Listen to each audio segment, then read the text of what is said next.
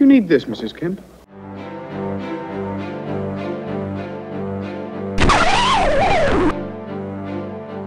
You're watching Movie Mattness. Back when I drank, I used to be something of a grumpy hipster. One of those self-appointed cultural guardians who sits in judgment of anything that dares flirt with the mainstream. Like most grumpy hipsters, I pretended I was too good for most of what the world had to offer, but in truth, I really resented the fact that I wasn't offering anything myself. I became so bitter about this perceived inadequacy that whenever I saw someone earn a little notoriety by accomplishing something I had only dreamed of, I immediately hated the bastard. Two cases in point, Sam Raimi and Kevin Smith. Back in my drinking days, I hated these guys. Sam Raimi had the audacity to actually make a movie, and a freaking zombie movie at that, when he was only 19. Did I ever make a zombie movie at 19? No. So by the time I reached 20, this little Raimi twerp was already making me feel past my prime. But fast forward a few years, and here comes Kevin Smith and his seminal indie film Clerks. What was Clerks about? It was about clerks. Specifically one named Dante Hicks who worked at a convenience store. Hey, in the 1980s, I worked at a convenience store, and I spent the better part of a decade trying to write a script about it. How dare Kevin Smith beat me to that punch? Like most grumpy hipsters, I sat in judgment of both these cats without seeing any of their films. It was only when I nutted up and finally rented them that I realized I had wandered into something special. Not only are The Evil Dead and Clerks great examples of what a filmmaker can do with a little ingenuity and a lot of hard work, but they're damn fine films in their own right. Let's start this party off with Sam Raimi's freak show, The Evil Dead. Here is the kind of movie you'd expect from a fellow comic book geek who grew up watching the same horror movies that you did. The story of The Evil Dead opens with 5 college kids who decide to spend spring break together, not on the beaches of South Padre, but in the Tennessee hills in an isolated cabin. Once in the cabin, they find an ancient Sumerian version of the Book of the Dead and a tape recorder that plays demonic incantations from the book. As a lark, they play the tape for fun and all hell breaks loose. I mean that literally. First, one of the crazy kids goes walking into the woods at night and the forest comes alive and rapes her. Then they discover that the bridge back to town has been destroyed. Then the girl who was raped becomes possessed, stabs one of the others in the ankle with a pencil, and soon the house is crawling with crazy zombies, which Ash, the intrepid protagonist, played by then unknown Bruce Campbell, has to dispatch with a chainsaw. For horror geeks, this flick is critical cool.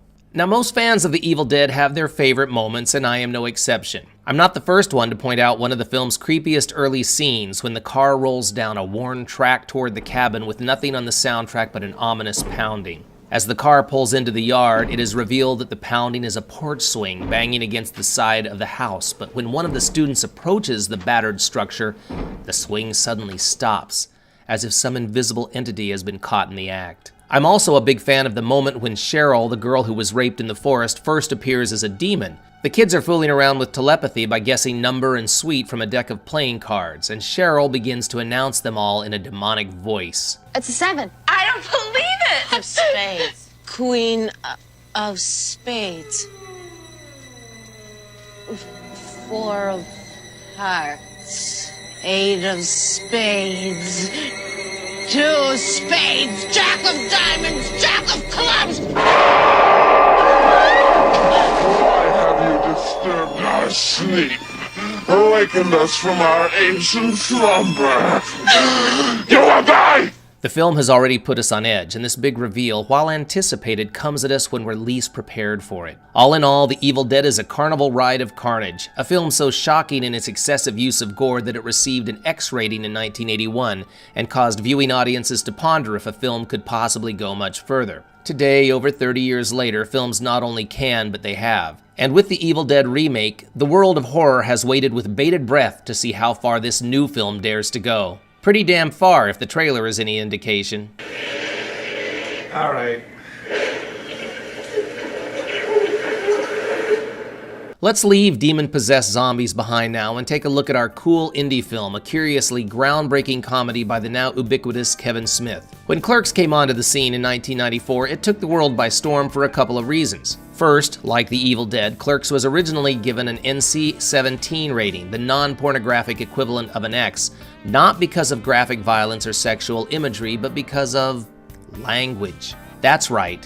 Because of the film's sexually explicit dialogue and graphic descriptions of various sex acts, Clerks was deemed too strong for an R rating, even though it showed no real violence and no one engaging in sex. But this is part of what makes Clerks special. Without question, the language is explicit and in some cases bordering on offensive. At the same time, the screenplay for Clerks hits a sweet spot where the graphic dialogue is concerned, and in my opinion, no other Kevin Smith film comes close to that spot again. I'm not saying Smith hasn't made other good movies.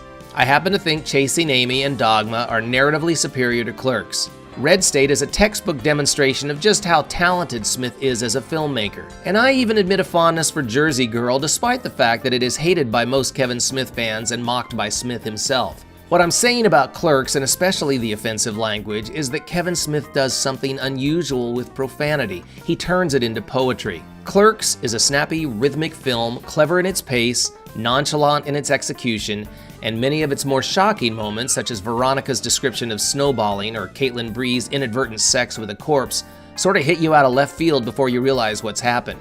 The dialogue is musical, and it doesn't take long for you to become inured to its shock value. The characters of Clerks are who they are, no pretense or apologies, and that gives the film its energy. This is why I contend that no other Kevin Smith film hits that vulgarity sweet spot. I adored Mallrats, the next Kevin Smith film after Clerks, and I'm already on record about Chasing Amy and Dogma. But by the time we get to Jay and Silent Bob Strikes Back, the dialogue feels less earthy and natural and more forced and affected, as if Smith has stopped listening to the musical way people talk and is now trying to set a record for the number of times the F word is used in a single film. But I realize that's just carping. I still love Kevin Smith, and I love Sam Raimi. If you're an aspiring filmmaker looking to follow your bliss, The Evil Dead and Clerks are great films from which to draw inspiration. Hey, if a couple of comic book geeks with vision and a dream can make stuff this good on next to no budget, why aren't the people with the real money doing it? Don't bother answering that. Just get out there, grab a camera, and start shooting. You know, there's a million fine-looking women in the world, dude. They don't all bring you lasagna at work. Most of them just cheat on you.